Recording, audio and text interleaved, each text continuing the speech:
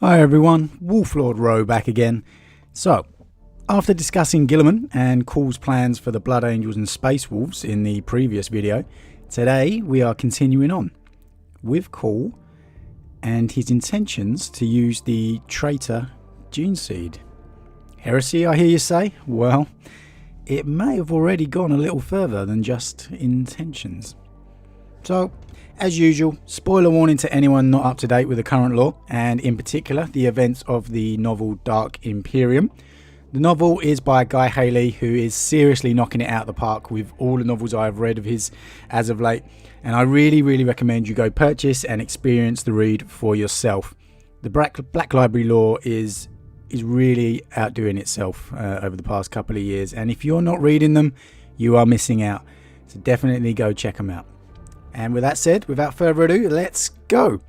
Right, so when we last left off, Roboute Guilliman had been discussing the Blood Angels and Space Wolves Geneseed with Cawl's blasphemous artificial intelligence aboard his flagship that Cawl had installed.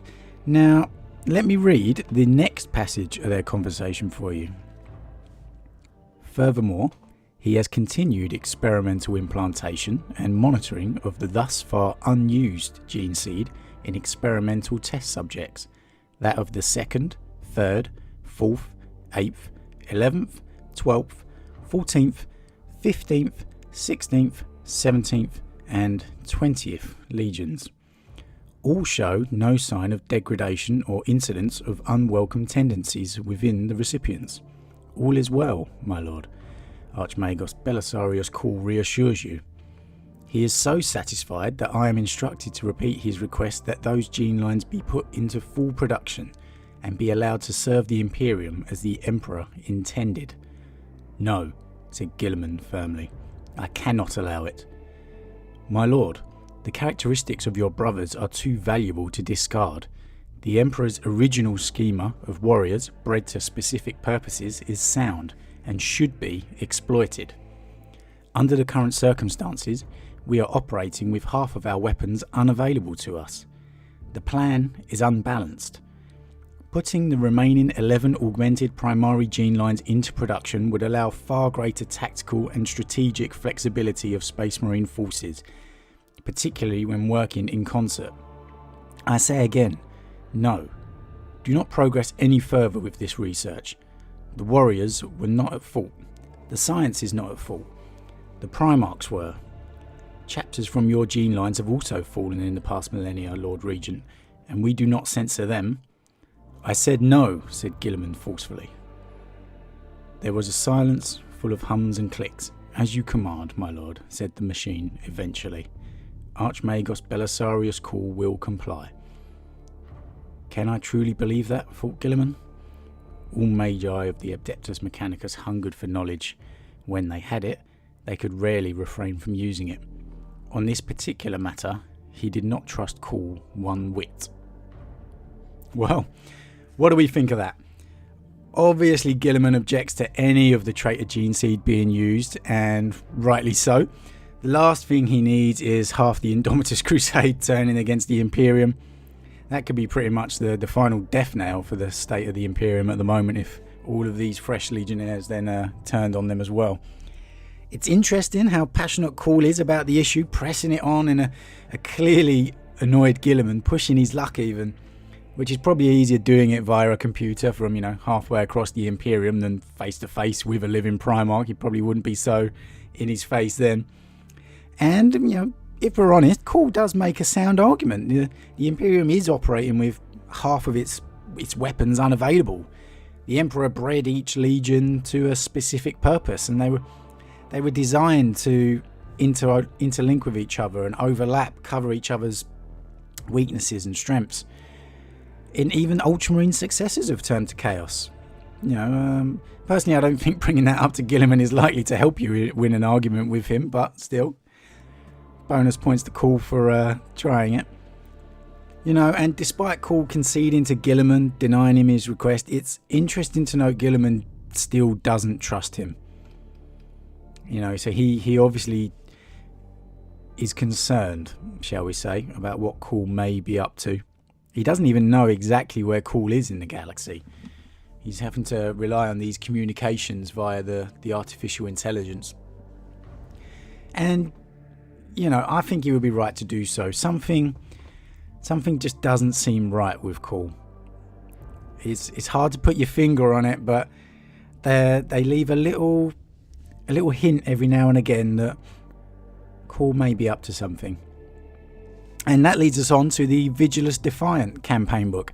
And I'm sure many of you thought the exact same thing when you saw this, but in the Vigilus Defiant book, we are treated to this page amongst the listed Imperium forces.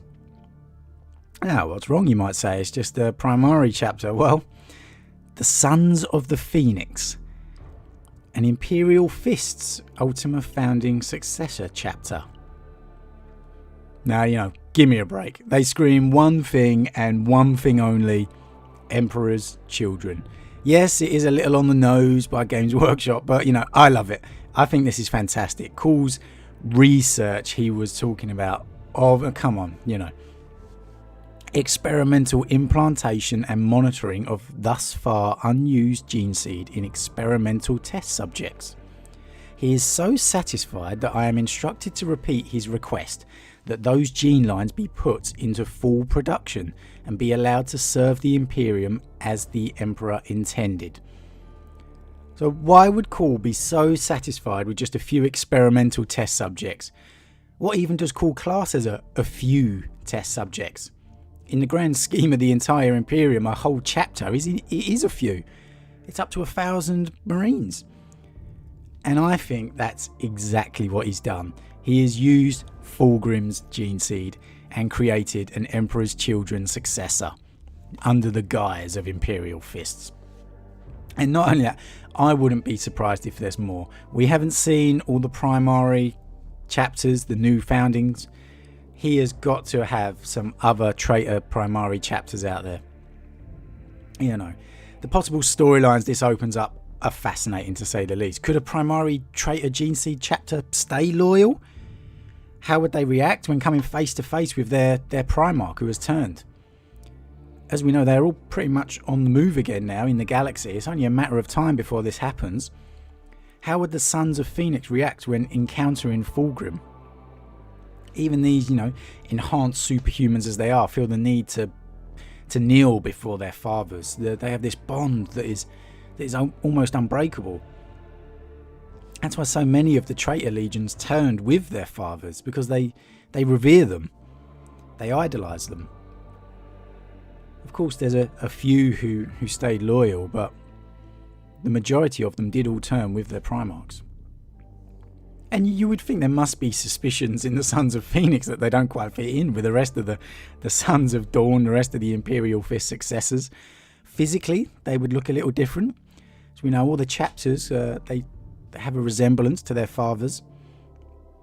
Mentally, it would seem even more obvious, you'd think. The Emperor's Children and the Imperial Fists were two very different legions indeed, you know, when it comes to attitudes and ideology. You know, or what if this led to the return of their Primarch to the embrace of the Imperium? A loyal Fulgrim. Now, I don't think the Chaos Fulgrim will be returning to the Imperium anytime soon, but he might not be the only Fulgrim out there.